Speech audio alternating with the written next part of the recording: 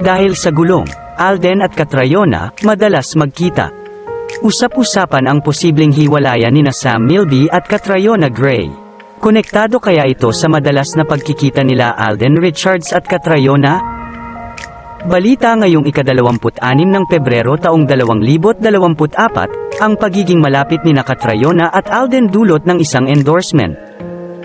Napili sila Alden at Catriona bilang mukha ng Ceylon, isang tanyag na brand ng gulong para sa kanilang taunang kampanya.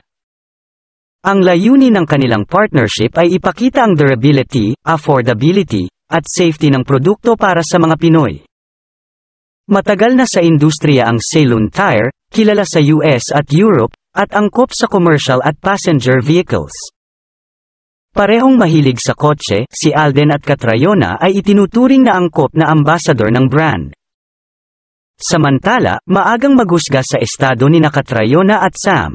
Naging engaged sila noong nakaraang taon, at abala ngayon sina Catriona at Alden sa kanilang Ceylon partnership.